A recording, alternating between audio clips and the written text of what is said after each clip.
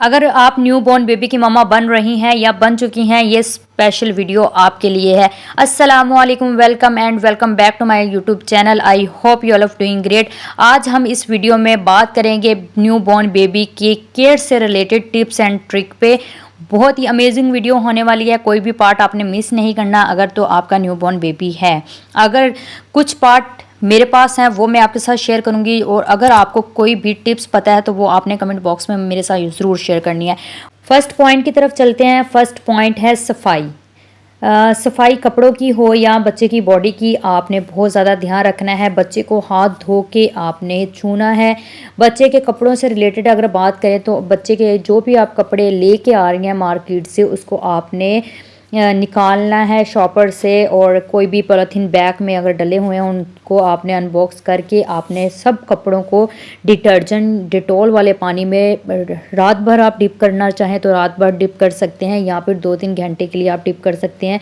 ये अब्दुल वहाब के new cloth आए थे, तो इसमें से कुछ क्लॉथ ऐसे थे जो कि जिन पर डस्ट लगी हुई थी, तो मैंने सोचा क्यों ना ये टिप आपके साथ शेयर करना तो बनती है कि अगर आप मार्केट से बच्चों के कपड़े लेके आ रहे हैं तो उनको ज़रूर वॉश कीजिएगा। बगैर वॉश किए कभी भी आप अपने बच्चों के जिस्म पे ये कपड़े ना लगाया करें, क्योंकि कई जगहों पे ये कपड़े गुज़र के या कई प्रोसेस से गुज़र के ये आप तक पहुँच रहे होते हैं, तो ये आपके बच्चों की सेहत के लिए अच्छे नहीं हैं।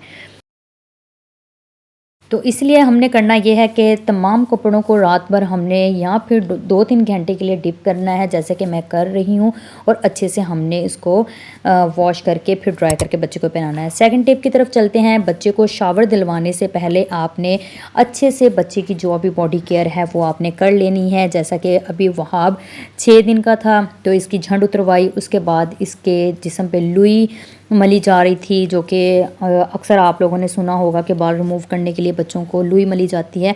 ये आटे से बनती है। इंशाल्लाह अपने अपकमिंग वीडियो में इसकी रेसिपी भी आपके साथ मैं शेयर कर दूंगी या रेमेडी शेयर कर दूंगी।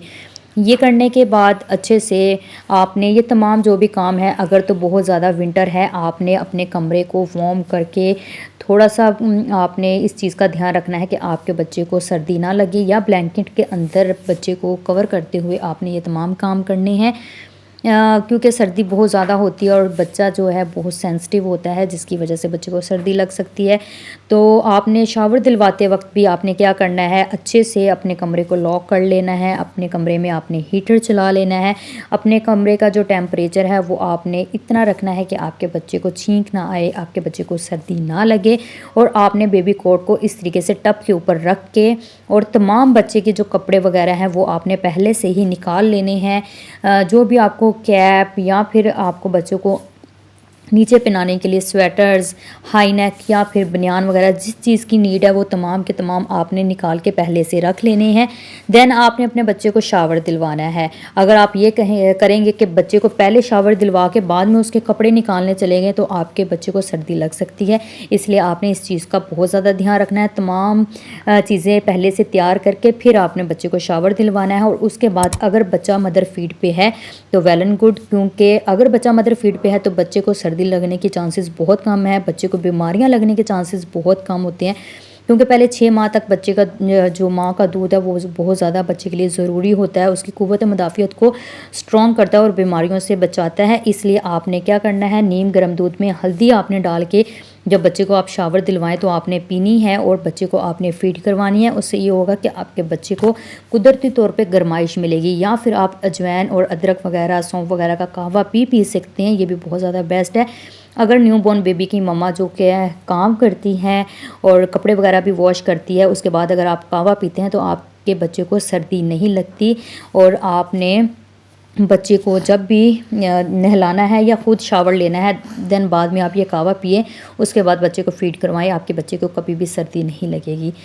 ओके, चलते हैं थर्ड हम टिप्स की तरफ। अगर आप बात करें बच्चे के कपड़े और उसके दर्जा हरारत के लिए, यानी कि टेम्परेचर पे, तो बच्चे को मौसम के मुताबिक लिबास पहनाना चाहिए। ज़्यादा कपड़े पहनाने से बच्चा बेआराम हो सकता है। कमरा बहुत ज़्यादा ठंडा या गर्म भी नहीं होना चाहिए, और जो टेम्परेचर है वो 24 और 22 के दरमियान होना चाहिए, डिग्री सेंटीग्रेड के दरमियान होना चाहिए। और अगर आपका बच्चा न्यू बॉर्न है तो आपने उसको कभी भी, जैसा कि ये छिला सूट मैंने वहाँ आपको पहनाए थे और ये थे वूल के बने हुए, तो बेबी को ये रैश कर गए थे। आपने सबसे पहले बच्चे को इस तरह कॉटन वाले स्टफ़ पहनाने हैं क्योंकि ये ज़्यादा गर्म नहीं होते। देन आपने बच्चे को कोई भी छिला सूट या कोई भी कपड़े पहना सकते हैं। अब चलते हैं नेक्स्ट टिप की तरफ। आपने बच्चे की जिल्द की सफाई का ख़ास तौर पे ध्यान रखना है और आइज़ का भी ध्यान रखना है। जैसा कि वहाँ की जो आइज़ है वो बहुत ज़्यादा ख़राब हो जाती हैं या फिर अंदर से गंद निकलता है, तो आपने इस तरह कॉटन बॉल लेनी है, उनको पानी में डिप करना है और सेपरेट दोनों आइज़ को साफ़ करने के लिए अलग अलग से आपने कॉटन बड का यूज़ करना है या फिर आप किसी भी रुमाल का भी यूज़ कर सकते हैं।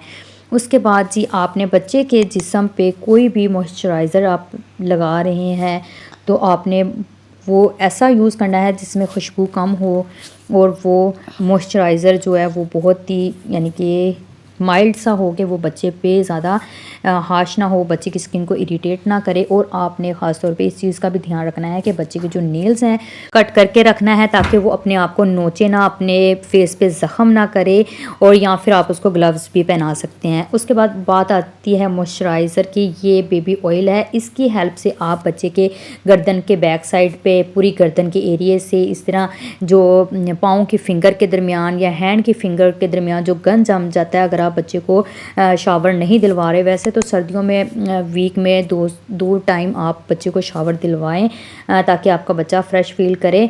तो इस तरीके से आप कॉटन बड की हेल्प से अपने बच्चे के ये फीट की फिंगर से या हैंड की फिंगर से जो भी डस्ट वगैरह या गंद वगैरह होता है वो रिमूव कर लिया करें, जैसा कि मैं अब्दुल वहाब के करती हूँ।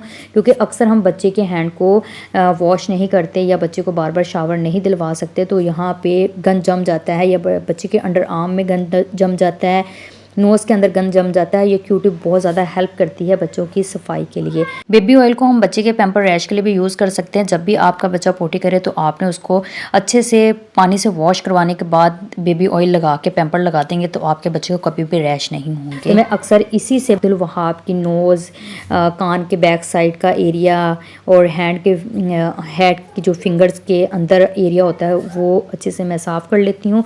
उसके बाद बारी आती है जी कोई भी पाउडर लगाने की।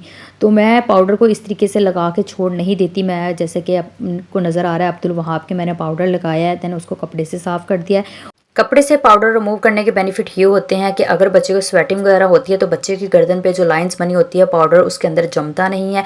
अक्सर ये होता है कि पाउडर जम जाता है और जिसकी वजह से बच्चे को काफ़ी ज़्यादा ज़ख़म भी हो जाते हैं। अगर 1-2 दिन भी हम बच्चे को नहीं देखते तो इस टिप से ये सब प्रॉब्लम नहीं होती।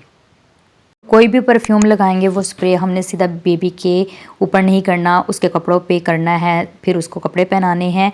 और उसके बाद जी आपने ख़ास तौर पे ध्यान रखना है कि बच्चे की नाफ, उसका आपने ध्यान रखना है कि नाफ के अंदर सुरखपन, सूजन या पीप वगैरह नहीं निकल रही हो। अगर निकल रही है तो आप फौरी बच्चे को डॉक्टर को दिखाएं।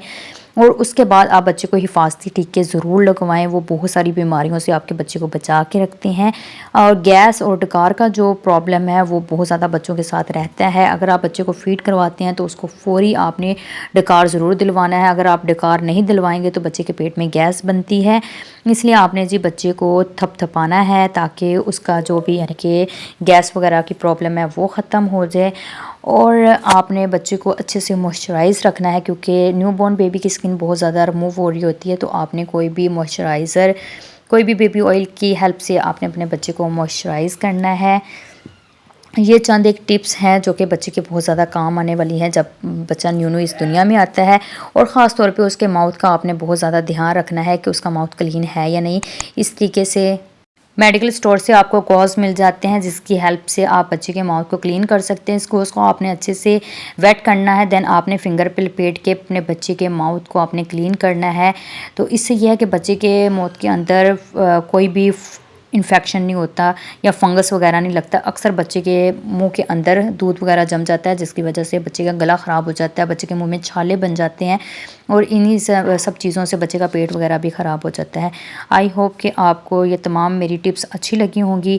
अगर इसमें से कोई भी टिप्स आपके लिए बहुत ज़्यादा हेल्पफुल रही है या कुछ मैंने मिस कर दी हैं तो आपने मुझे कमेंट बॉक्स में आके ज़रूर बताना है। और कोई भी टिप्स आपके पास है तो वो भी आप मेरे साथ शेयर कर सकते हैं। और लास्ट पे आपने बच्चे को सुहागा ज़रूर देना है, ये बहुत मोस्ट इम्पॉर्टेंट है फॉर विंटर। अगर आपका बच्चा न्यू है तो आप 2 वीक के बाद बच्चे को सुहागा देना स्टार्ट कर सकते हैं। ये आपके बच्चे को सर्दी से बचाए रखता है। तो मैं अपने बच्चे को देती हूँ और तीनों बच्चों को ही मैं सुहागा देती आ रही हूँ। बहुत ज़्यादा बेस्ट है और सुहागे के बहुत ज़्यादा बेनिफिट है। इसी के साथ अब आप हमें दीजिए इजाज़त, इंशाल्लाह किसी और वीडियो में आपसे फिर मुलाकात करेंगे। अल्लाह हाफिज़, take care, thanks for watching.